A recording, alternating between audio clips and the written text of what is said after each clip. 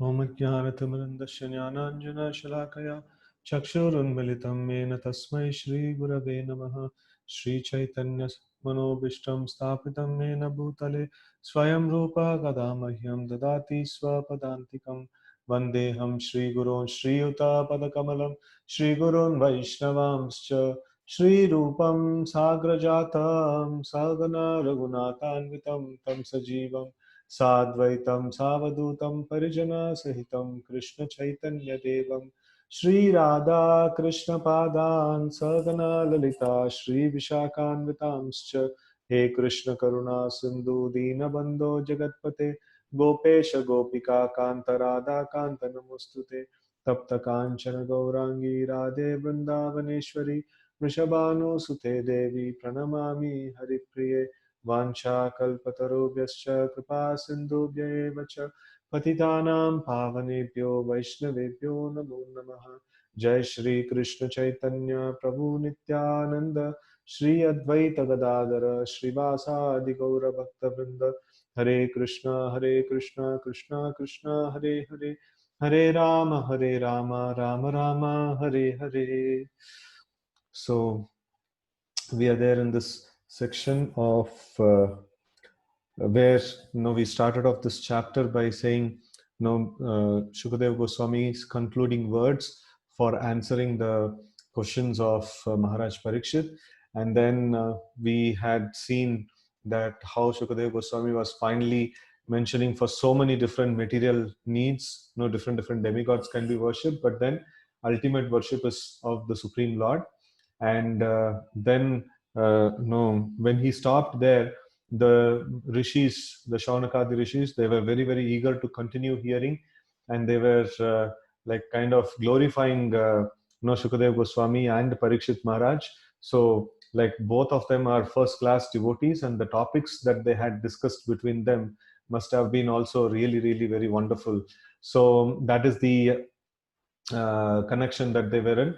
And then now this set of slokas, what we are seeing, where it is mentioned that if there is a living entity, if there is somebody who's living, so like trees are living for long span of years, what is the use of them? And even the bellows of a blacksmith, they are also breathing. So what is the use of such breathing?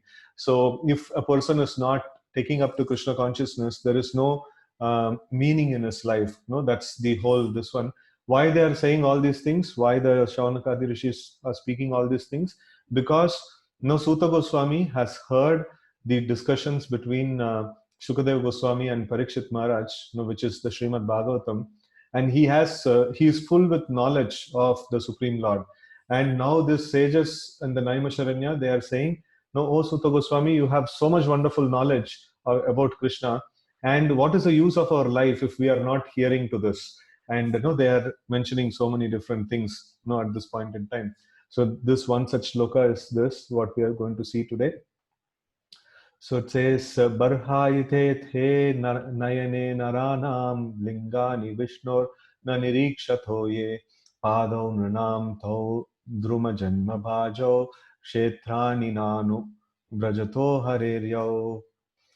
The eyes which do not look at the symbolic representations of the personality of Godhead Vishnu, his forms, names, qualities, etc., are like those printed on the plumes of the peacock. So that means in the peacock feather, you can see that there are circles, which looks like, that also looks like eyes, eyes in the peacock feather.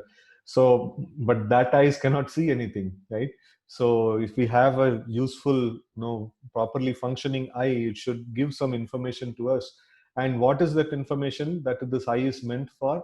It is meant for seeing the divine form of the Lord, or things that are connected to the Lord, right? So that's the this one. So they are saying, like, if eyes do not look at the Lord, then what is the use of that eyes? It is just like eyes that are painted on the peacock feather, right? And the legs which do not move to the holy places where the Lord is remembered are considered to be like tree trunks.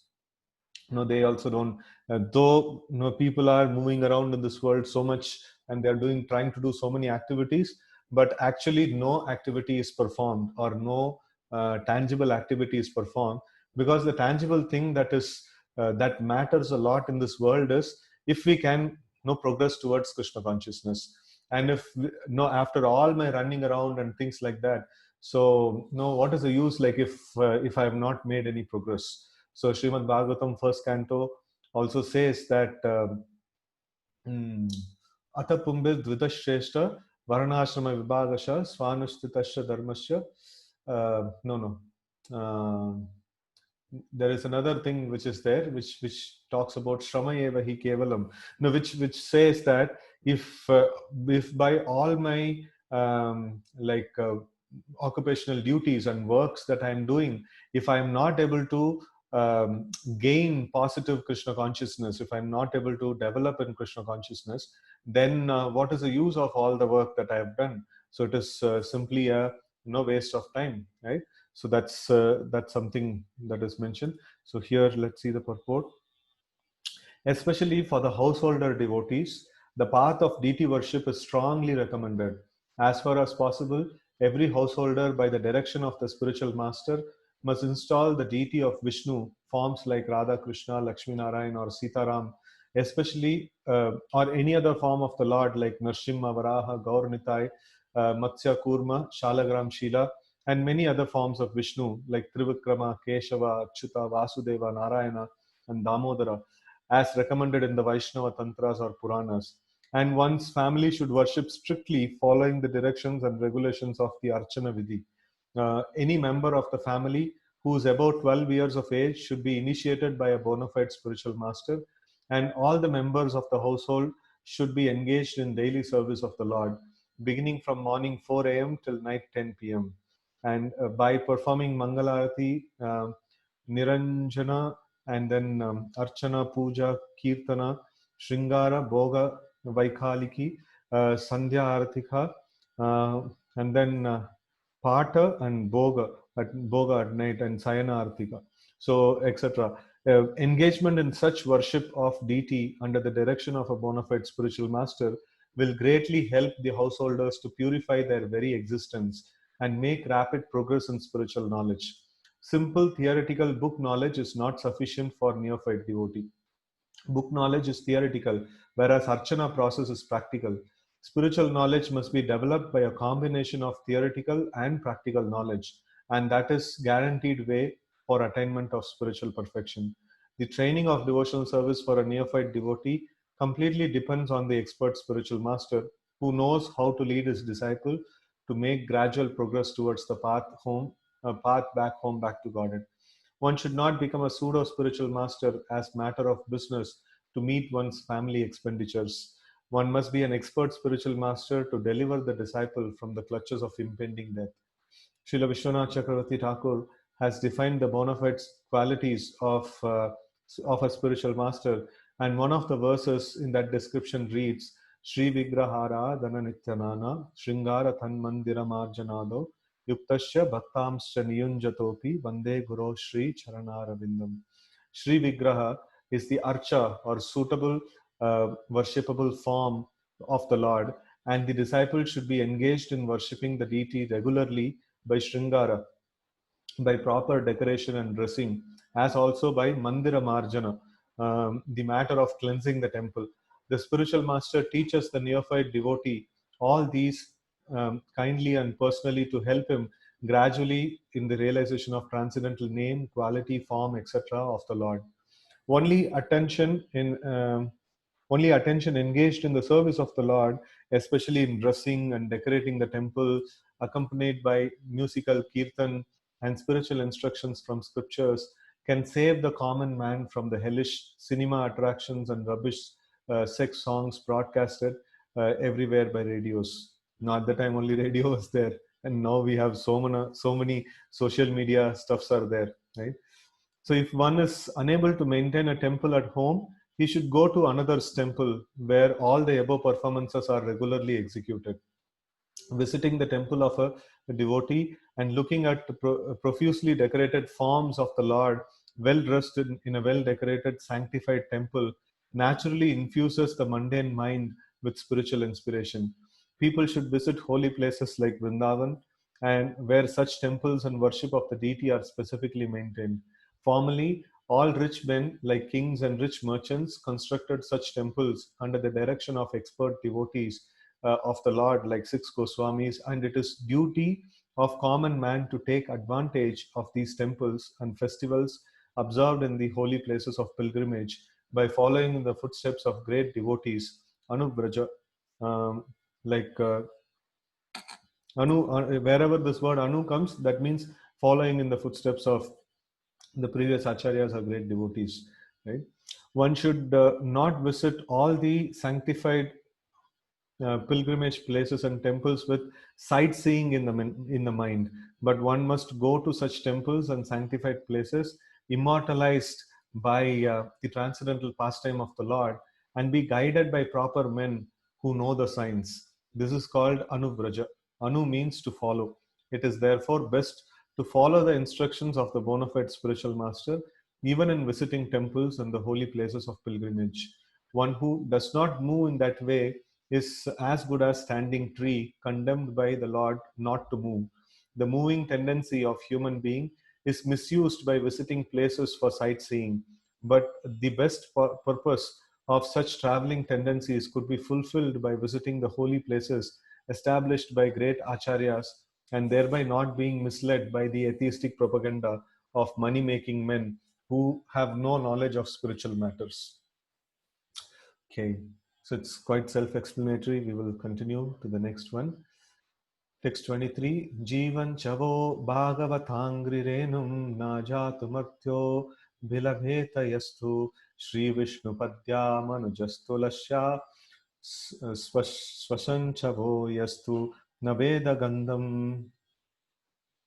The persons who has not at any time received the dust of the feet of Lord's pure devotee upon his head is certainly a dead body, and the person who has never experienced the aroma of tulsi leaves from the lotus feet of the Lord is also a dead body, although breathing. So here we see that it is a very, very important function.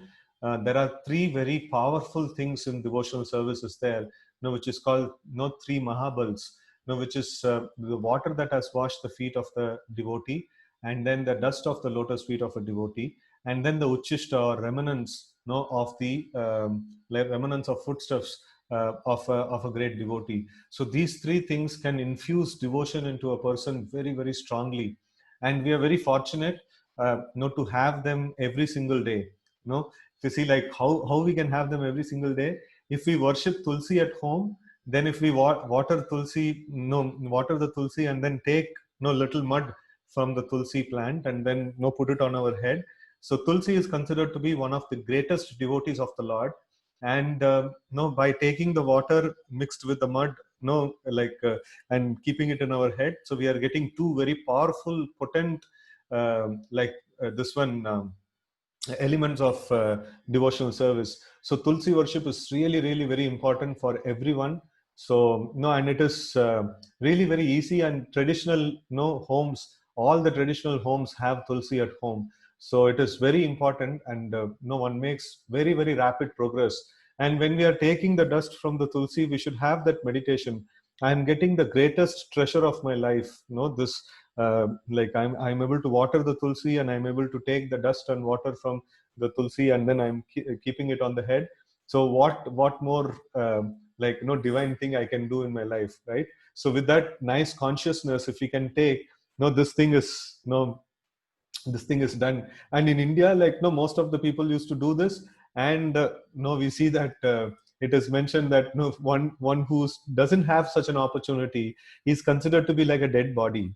It's like there is no use of living of such a person. So this Tulsi worship is really very important, and everybody, like, even if we are not doing at home, so we should start doing it. It's really very important. And it is mentioned the person who has never experienced the aroma of Tulsi leaves from the lotus feet of the Lord is also a dead body. So if we have a Tulsi plant, then we can take the Tulsi leaves, and if we have the opportunity to mix it with sandalwood paste, that's very nice. And then we can just take a little sandalwood paste and then Tulsi, and then stick it on the lotus feet of Lord. And Tulsi should not be used in the worship of anyone else except the Lord, except Vishnu. Even for Radharani, even for the Shakti Tattvas, we don't use Tulsi. We use only for Vishnu, right? So that is a very important thing. We should only use Tulsi leaves for Vishnu worship. So, okay, purport. According to Srila Vishwanath Chakravarti Thakur, the breathing dead body is a ghost. So, no, if a person is not having all these things in his home, and then no, he's a dead body, so like, and then no, he's still breathing. That means he's a ghost, actually. So when a man dies, he is called dead. But when he again appears in a subtle form, not visible to our present vision, and it acts, such a dead body is called a ghost. Ghosts are always very bad elements, always creating a fearful situation for others. Similarly, those ghost-like non-devotees who have no respect for the pure devotees nor for the Vishnu deity in the temples create a fearful situation for the devotees at all times. The Lord never accepts any offering by such impure ghosts. There is a common saying that one should first love the dog of the beloved before one shows any loving sentiments for the beloved. So that means, no, a person. The other day we were discussing about if we want to go and meet a very big person. So rather than directly giving any present to him, which will be a very small present from our side, better to give some nice toy or some nice present to the child of that person or the grandchild of that person. So then it becomes easy to like get his favor. In the same way, the Lord's children are the devotees, and if we do some service to the Lord's devotees, then they become very very pleased, and they can offer so much of blessings, actually, right? So it is that is a way, like, we do this thing. And okay, so let's see the purport. There is a common saying that one should first love the dog of the beloved before one shows any loving sentiments for the beloved. The stage of pure devotion is attained by sincerely serving a pure devotee of the Lord. The first condition of devotional service to the Lord is therefore to be a servant of a pure devotee. And this condition is fulfilled by the statement, reception of the dust of lotus feet of a pure devotee who has also served another pure devotee. So who is a pure devotee? One who has served another pure devotee is a pure devotee, right? So, and that is a way of pure disciplic succession or devotional parampara. So here we see that, if we serve a pure devotee, then we become like what is it? We become like very very greatly fortunate. And here we see that, this taking the dust from the lotus feet of the devotee will also it can also be translated as rendering service to a devotee, or also it can also be translated as like listening to the instructions of a pure devotee and to follow him. So these two meanings are also there for this, right? So later, no, let's continue the purport.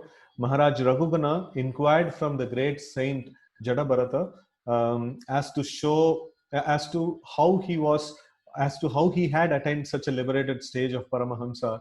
And in answer, the great saint replied as follows: Raghuganaitat tapasanayati na che jaya nirvapanad grihadva na chandas na chandasa naiva jalagni Surya Vinamahat Padarajobhishekam.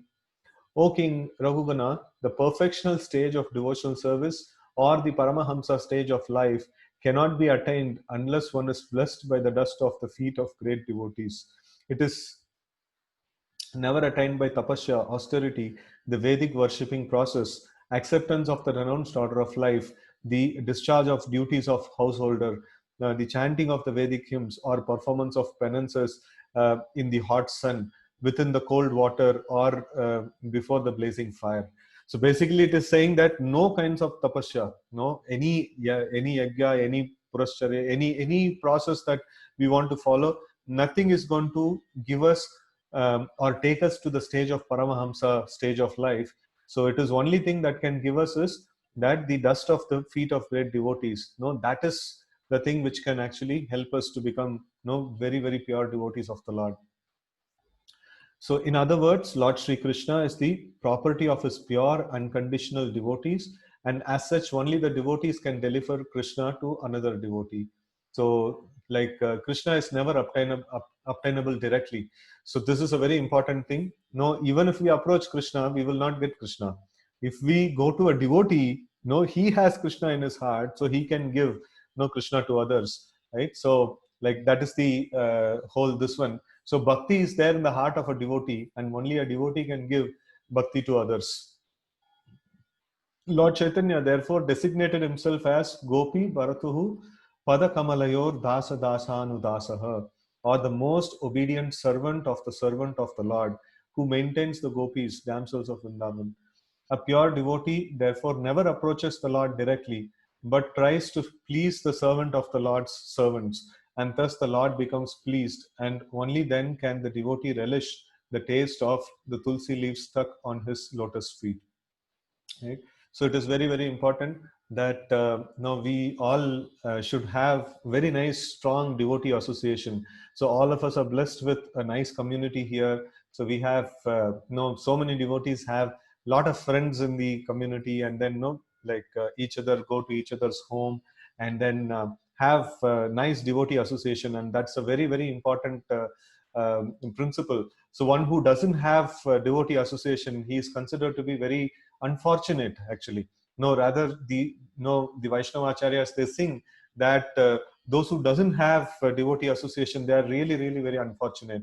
So the fortune is that to have nice association of devotees, and more the number of devotees we know, and more the number of devotees we relate with, that much we are very, very fortunate, actually.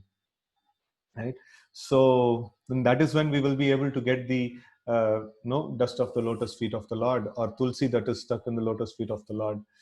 In Brahma Samhita, it is said that the Lord is never to be found by becoming a great scholar of the Vedic literatures, but he is very easily approachable through his pure devotees. So that means even by studying all the Vedic literatures, sometimes we may not be able to achieve the Lord.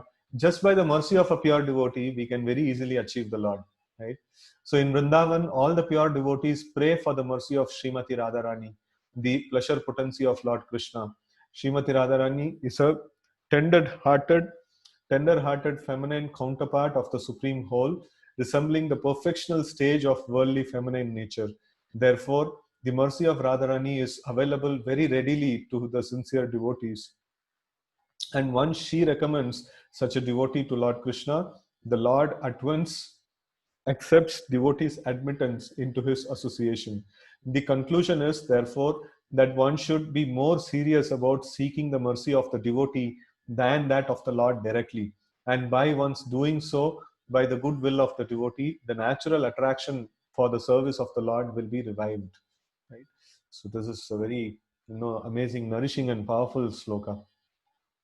Okay, next sloka. Taddashmasar saram hridayam bathedam yadgrihyamaner harinama deyahi na vikiryethat yada vikaro netre jalam gatra ruheshu harshah. Certainly that heart is steel framed, which in spite of once chanting the holy name of the Lord with concentration does not change when ecstasy takes place. Tears fill the eyes and the hair stand on end. Right? So I'll read the translation again. Certainly that heart is steel framed, which in spite of once chanting the holy name of the Lord with concentration does not change when ecstasy takes place. Tears fill the eyes and the hair stand on end. Purport. We should note with profit that in the first three chapters of second canto, a gradual process of development of devotional service is being presented. In the first chapter, the first step in devotional service for God consciousness by the process of hearing and chanting has been stressed, and a gross conception of personality of Godhead in his universal form for the beginners is recommended. By such a gross conception of God, through the material manifestation of his energy, one is enabled to spiritualize the mind and the senses and gradually concentrate the mind upon Lord Vishnu, the Supreme, who is present as the super soul in everyone, in every heart and everywhere, in every atom of the material universe. The system of Pancha Upasana, recommending 5 mental attitudes for common man, is also enacted for this purpose, namely gradual development, worship of the superior, that may be in the form of fire, electricity, the sun, the means wherever the thing comes about fire, so generally it is deduced as sun, and Prabhupada is putting it in the modern way, like in electricity also. See, the mass of living being Lord Shiva, and at last the impersonal super soul, the partial representation of Lord Vishnu. Anyway, we don't do this Panchopasana. So like Prabhupada is saying that even in the Panchopasana, so the whole idea is to give a feel of the Supreme Lord, give a at least a vague feel of the Supreme Lord. And then they are all nicely described in the second canto, but in the third chapter further development is prescribed after one has actually reached the stage of Vishnu worship or pure devotional service, and the mature stage of Vishnu worship is suggested here in relation to change of heart. The whole process of spiritual culture is aimed at changing the heart of living being in the matter of his eternal relation with the Supreme Lord as subordinate servant, which is his eternal constitutional position. So, with the progress of devotional service, the reaction of change in the heart is exhibited by gradual detachment from the sense of material enjoyment, by a false sense of lording it over the material world, and an increase in the attitude of rendering loving devotional service to the Lord. So when we are doing this Shravanam properly, hearing of the subject matter of Krishna very properly, then gradually what happens is we get detached from the material enjoyment, and then we start developing taste for loving devotional service to the Lord, right? And then via the bhakti or regulated devotional service by the limbs of the body, namely the eyes, the ears, nose, the hands, and the legs, as already explained here and before, is now stressed here in relation to the mind, which is the impetus for all activities of the limbs of the body. So sometime back, we were reading about the deity worship. So where the deities, nicely decorated deities, we should see and we should use our bodily limbs for decorating the deity and offering worship to the deity and things like that. So in this way, all the bodily limbs are used properly in the service of the Lord. And now the same thing is stressed in terms of the mind, because mind is the central force, controlling force of all our senses. And if the mind is convinced, then all the senses will automatically be engaged in the service of the Lord, right? So which is here it's mentioned, which is the impetus for all activities of the limbs of the body. So the mind is a controlling factor. So the mind has to be engaged in the service of the Lord, right? So it is expected by all means that by discharging regulated devotional service, one must manifest the change of heart. If there is no such change, the heart must be considered steel framed, for it is not melted even when there is chanting the holy name of the Lord. We must always remember that hearing and chanting are the basic principles of discharging devotional duties. So here, let me repeat this. We must always remember that hearing and chanting are the basic principles of discharging devotional duties. And if they are properly performed, they will follow the reactional ecstasy with signs of tears in the eyes and standing of the hairs on the body. These are natural consequences and are the preliminary symptoms of the bhava stage, which occurs before one reaches the perfectional stage of prema, love of God. If the reaction does not take place, even after continuous hearing and chanting of the holy name of the Lord, it may be considered to be due to offenses only. That is the position, that is the opinion of Sandarbha. So there are 6 Sandarbhas are there, Shat Sandarbha, which is explanation of Srimad Bhagavatam itself. So here it's cited that if we are not getting that kind of emotional attraction towards the holy name of the Lord, so then that means like we are committing some offenses, and that is why we are not able to get that taste, right? So in the beginning of chanting of the holy name of the Lord, if the devotee has not been very careful about evading the 10 kinds of offenses at the feet of the holy name, certainly the reactions of feelings of separation will not be visible by tears in the eyes and standing of the hair on the end. The bhava stage is manifested by 8 transcendental symptoms, namely inertness, perspiration, standing of hairs on end, failing in the voice, trembling, paleness of the body, tears in the eyes, and finally trance. The Nectar of Devotion, a summary study of Srila Rupa Goswami's Bhakti Rasamrita Sindhu, explains those symptoms and vividly describes other transcendental developments, both in steady and accelerating manifestations. Srila Vishwanath Chakravarti Thakur has very critically discussed all these bhava displays in connection with some unscrupulous neophytes imitating the above symptoms for cheap appreciation. Not only Vishwanath Chakravarti, but also Srila Rupa Goswami treated them very critically. Sometimes all the above 8 symptoms of ecstasy are imitated by the mundane devotees, prakrita sahajiyas, by the pseudo symptoms are at once detected when one sees the pseudo devotee addicted to so many forbidden things, right? So if the prakrita sahajiyas are a class of people who try to imitate this bhava stage and who try to show these emotional symptoms, but then if we carefully analyze them, they are doing so many forbidden things also. So then they are not properly devotees. Why they have to get these kind of emotions? Because they are so much attached to Krishna, and that is how they are able to get these kind of feelings. But then the prakrita sahajiyas, they are not attached to the Lord, but then they just simply want to show themselves as a great devotees just to get some worldly appreciation. Actually a great devotee will never advertise himself as great devotee.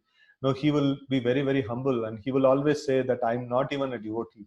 When will I become a proper devotee? I don't know. I am not at all a devotee. Other people are devotees, I am not devotee. So that's how a pure devotee will feel, right? So but then there are some people, just to gain some appreciation from other people, so they just show themselves as great devotees. That's something is called as prakrita sahajiyas.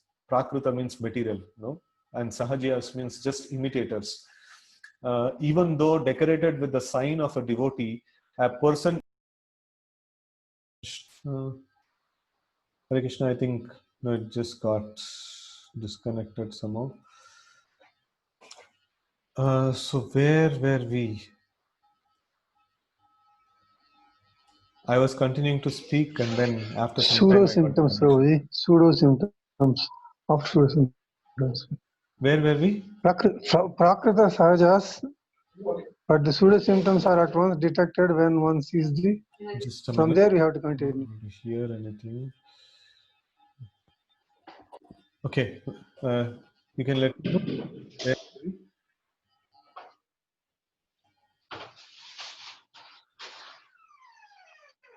Hare Krishna, somebody can let me know where we were. Prabhuji, within bracket is Prakrita sahajas, no? From there. But the pseudo symptoms are at once detected when from there we have to continue, Prabhuji. Okay, thank you. So here we see that, but the pseudo symptoms are at once detected when one sees the pseudo devotee addicted to so many forbidden things. So the pseudo devotees, they are, if we see that, they are addicted to so many things which are not properly devotional. So they just simply want to imitate. They just simply want to show themselves as great devotees, just so that they will get some appreciation from other people. But then great devotees will never advertise themselves as great devotees. They will always think that, no, I am not a devotee, all others are devotees. So they would always feel like that, right? So even though decorated with signs of a devotee, a person addicted to smoking, drinking, and illegitimate sex with women cannot cannot have all the above mentioned ecstatic symptoms. But it is seen that sometimes these symptoms are willfully imitated, and for this reason, Srila Vishwanath Chakravarti Thakur accuses the imitators of being stone-hearted men. They are sometimes even affected by the reflection of such transcendental symptoms. Yet if they still do not give up the forbidden habits, then they are hopeless cases for transcendental realization. When Lord Chaitanya met Srila Ramananda Rai at Kovur on the bank of Godavari, the Lord developed all these symptoms, but because of the presence of some non-devotee brahmanas who were attendants of Raya, the Lord suppressed these symptoms. So sometimes they are not visible even in the body of the first class devotee for certain circumstantial reasons. Therefore, real steady bhava is definitely displayed in the matter of cessation of material desires. Shanti. Shanti means reduction of material desires or cessation of material desires. So utilization of every moment in the transcendental loving service of the Lord, avyakta kalatvam, and eagerness for glorifying the Lord constantly, namagana sadaruchi, and attraction for living in the land of the Lord, priti stad vasati stale, and complete detachment from the material happiness, virakti, and pridelessness, mana sunyata. One who has developed all these transcendental qualities is really possessed of bhava stage, as distinguished from the stone-hearted imitator or mundane devotee. So these other symptoms, what is mentioned, they can all be imitated. No tears in the eyes and perspiration and trembling and things like that. But then these things, what is mentioned, this cannot be imitated. Now here we can see that giving up material desires and then not wasting even a single moment of time. Every moment they are completely engaged in service of the Lord, and they have so much of pleasure in describing about the Lord. Namagana sadaruchi. Every time, they are very, very eager to describe about the Lord. And Pritistad Vasatistale, so that is to reside in a place where the Lord has performed pastimes, or to reside in a temple, or to make one's home a temple, right? And then complete detachment from material happiness is virakti, and pridelessness. One always feels very, very humble. Dainyata is a very important principle in attracting the mercy of the Lord. And a person in the bhava stage, that means a steady practice of devotional service. It's a very, very high stage that is described here. And a person who's there in that stage, he'll be so much tender at heart, and so much it'll be very nice to be with him. Really very nice to be with him, right? So okay, so the next paragraph, the whole process can be summarized as follows. The advanced devotee who chants the holy name of Lord in a perfectly offenseless manner and is friendly to everyone can actually relish the transcendental taste of glorifying the Lord. And the result of such realization is reflected in the cessation of all material desires, etc. As mentioned above, the neophytes, due to their being in the lower stage of devotional service, are invariably envious, so much so that they invent their own ways and means of devotional regulations without following the acharyas. This is a very important principle. We should not just simply invent some ways of worship, by ourselves. Like whatever we think is the process of worship. So, like devotional service means following in the footsteps of the previous acharyas. Great personalities like Madhvacharya, Ramanuja, Shankar, not Shankara, like Lord Chaitanya, and then in our line we have Rupa Goswami, Sanatana Goswami, and all those Goswamis. Then Srinivas Acharya, Vishwanath Chakravarti Thakur, Baldev Vidya Bhushan. Then we have Bhakti Siddhanta Saraswati Thakur, Bhakti Vinod Thakur, Srila Prabhupada. So this is what is our great treasure. They have all practiced it, and they are in the liberated stage, and they have given it without any change what the Supreme Lord has given and what the previous acharyas have given, and we just simply have to take that and do it. So this is not a place for innovation. This is not a place for we can be innovative in the ways we want to express our love towards the Lord, but then the outline or the framework has to be as given by the previous acharyas, and it cannot be manufactured, or it cannot be just like anything and everything that I desire. So that should not happen, right? So it's a very, very important point. I'll read it again. The neophytes, due to their being in the lower stage of devotional service, are invariably envious, so much so that they invent their own ways and means of devotional regulations without following the acharyas. It's a very important thing. So as such, even if they make a show of constantly chanting the holy name of the Lord, they cannot relish the transcendental taste of the holy name. Therefore, the show of tears in the eyes, trembling, perspiration, unconsciousness, etc. is condemned. They can, however, get in touch with a pure devotee of the Lord and rectify their bad habits. Otherwise, they shall continue to be stone-hearted and unfit for any treatment. A complete progressive march on the return path home back to Godhead will depend on the instructions of the revealed scriptures directed by a realized devotee. Who is the spiritual master. So text 25. Ata vidhehe anga manonukulam prabhasase bhagavata pradhanah yad ahavayya sakiratma vidya visharado nrapatim sadhu prashtah. O Suta Goswami, the words are pleasing to your words are pleasing to our minds. Please therefore explain this to us as it was spoken by the great devotee Shukadeva Goswami, who is very expert in transcendental knowledge and who spoke to Maharaj Parikshit upon being asked. Purport. Knowledge explained by the previous acharyas like Shukadeva Goswami and followed by the next like Suta Goswami is always powerful transcendental knowledge, and it is therefore penetrating and useful to all submissive students, right? So it's really very important to hear this knowledge that is coming in the parampara. Even in Srimad Bhagavatam in itself, though it is spoken between Shukadeva Goswami and Parikshit Maharaj, we are getting the second-hand information. That is, like Suta Goswami has heard that and he is telling. So then generally the material perspective is, oh, if I would have got the first-hand information, that would have been very nice, right? But then in the spiritual consciousness, this doesn't work. Actually it works in the opposite way. So more the spiritual knowledge is relished by pure devotees, and it is passed on, and it is relished by further pure devotees, and it is passed on.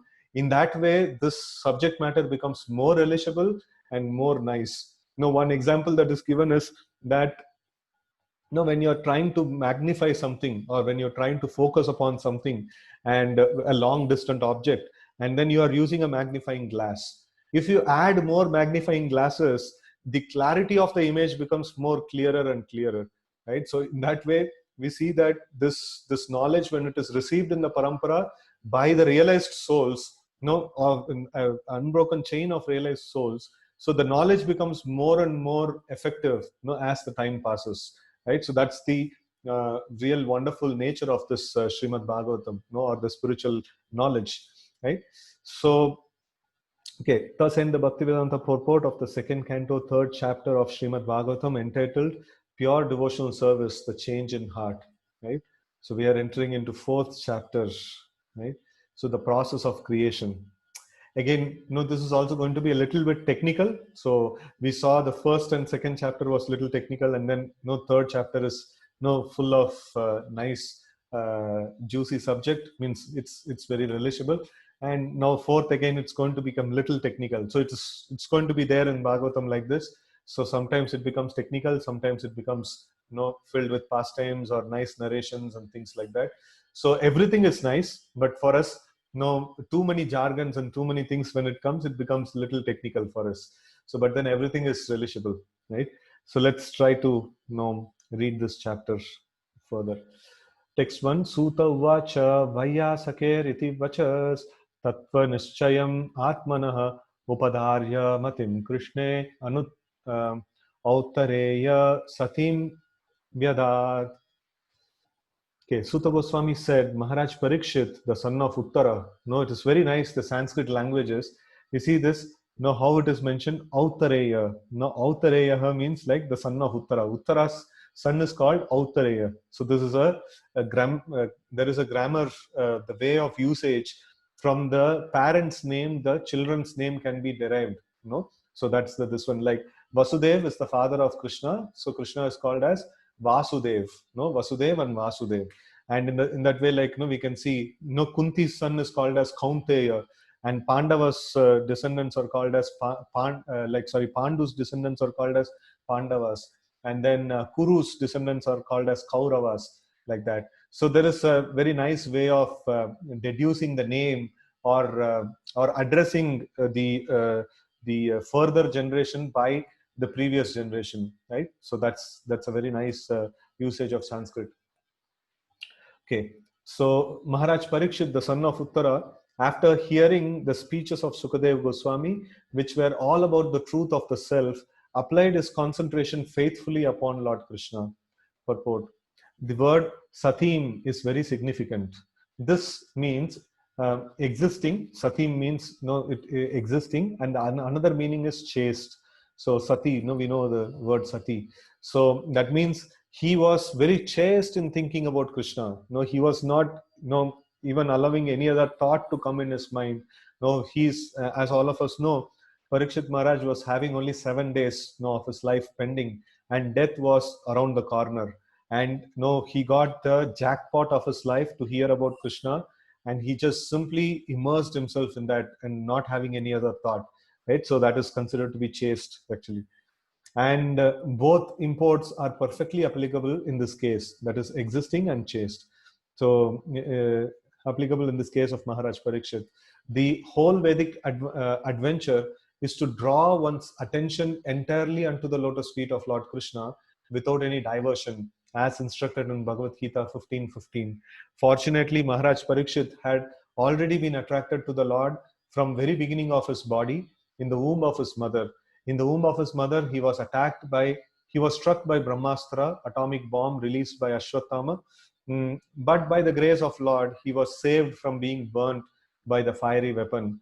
And since then, the king continuously concentrated his mind upon Lord Krishna, which made him perfectly chaste in devotional service. So by natural consequence, he was a chaste devotee of the Lord. And when he further heard from Srila Sukadeva Goswami that one should worship the Lord only and no one else, even though full of all desires or desirelessness, or his natural affection for Krishna was strengthened. We have already discussed these topics. Sometimes we see that sometimes people say, if we ask them to come to the temple, or come and hear about the Krishna consciousness and things like that and all, sometimes they say that what is all this thing, like these people will keep on saying the same thing. There is nothing new that they are going to say. They are going to say that you are a part and parcel of Lord, you have to render service to the Lord, you have to hear Krishna Katha. This same topic is going on every single time. So what is so new about it? Why should I come for such classes, right? So then we see that if we take the materialistic people also, what are they doing? They are going to the same old work, they are getting the same old money, they're doing the same old thing, like they are going to the same old shop and things like that. So everything is there also, it's the same, like you eat the same kind of ice creams or pizza and things like that and all. So there also it is the same thing, and here also it is the same thing. But there, even if you try so many varieties, nothing is going to give happiness. But then in Krishna consciousness, Anandam Mudivardhanam Pratipatam, it is very, very blissful process. The same old thing, the same holy name of the Lord, every single day we chant, but it is giving us so much more bliss every single time we try to chant the names of the Lord, right? So it is really very wonderful in that way, right? So these topics are never stale, and that's why we don't need any new scriptures to be invented. Oh, this is all old and boring, and how many times we'll keep reading this and things like that. So we don't get that kind of this one. So we have one thing in Krishna consciousness that is sufficient, and that can produce immense amount of bliss and variety for us. Just the holy name itself can produce so much of immense varieties and bliss that we don't need anything else. We don't need anything else. So that's the nature of the spiritual entities. That's the nature of elements in Krishna consciousness, right? So let's continue. To become a pure devotee of Lord Krishna, two things are very essential. Namely, having a chance to be born in the family of a devotee, and having the blessings of a bona fide spiritual master. So these two things are very essential, it is mentioned. By the grace of Lord Krishna, Parikshit Maharaj had both opportunities. He was born in a family of such devotees as Pandavas, and just to continue the dynasty of the Pandavas and show them special favor, the Lord specifically saved Maharaj Parikshit, who later on, by the arrangement of Lord, was cursed by the boy of a Brahmana, and was able to get the association of such a spiritual master as Sukadeva Goswami.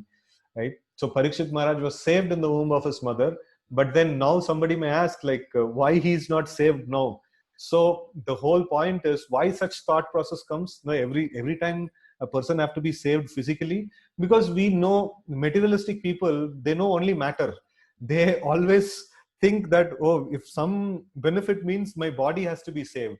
No, it doesn't matter only. No, here it is, we are discussing about spiritual subjects. Sometimes the body may be saved, and sometimes the body may not be saved, but then the spiritual consciousness is saved, right? So here, though Parikshit Maharaj was cursed and he was about to die, but that is not considered to be an unfortunate situation.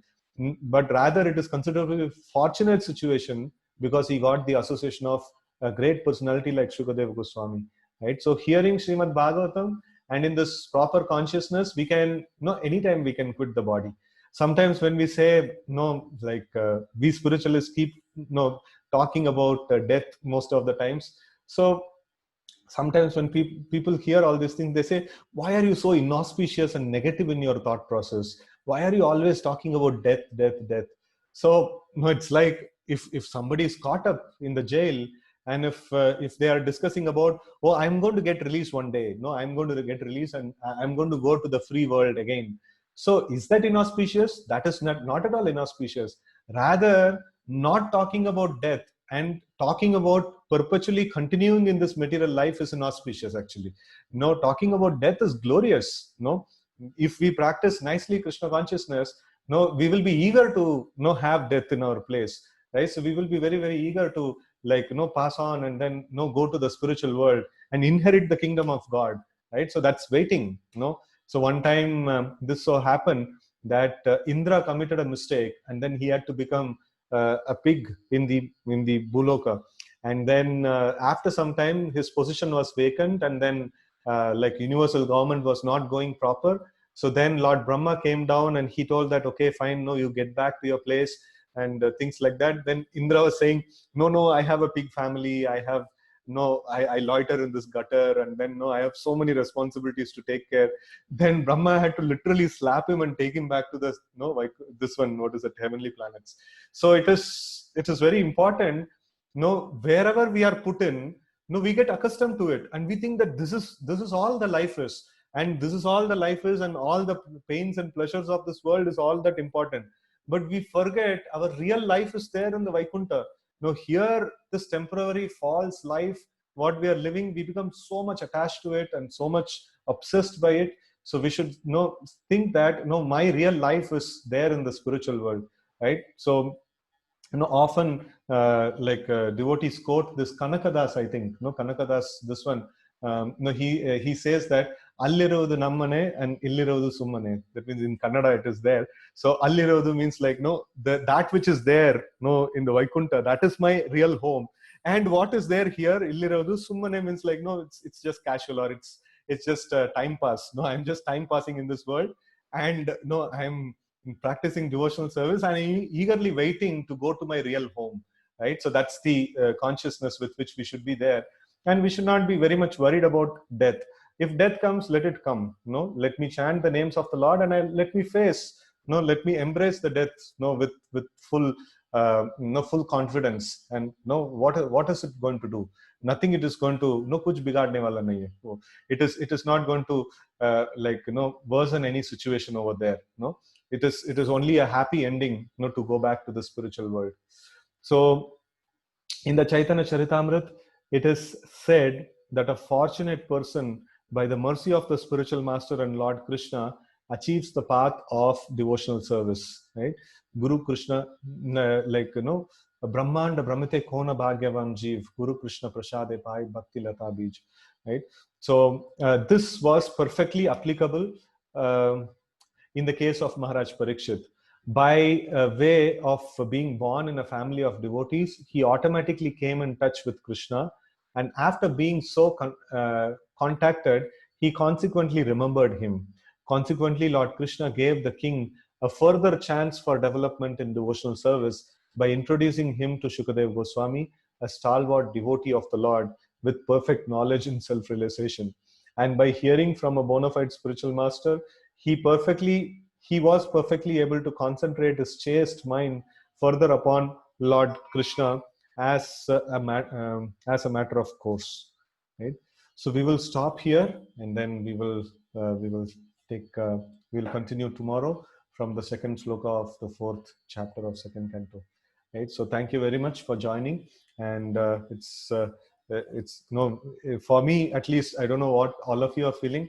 For me at least, this afternoon 2 to 3 is very addictive, to read from Srimad Bhagavatam and glorify the Lord. It is really very nice time that we are having. So thanks a lot for making this time very nice and wonderful. ग्रंथराज Shrimad Bhagavatam की जय, गौर भक्त वृंद की जय, शिल प्रभुपाद की जय। हरे कृष्णा।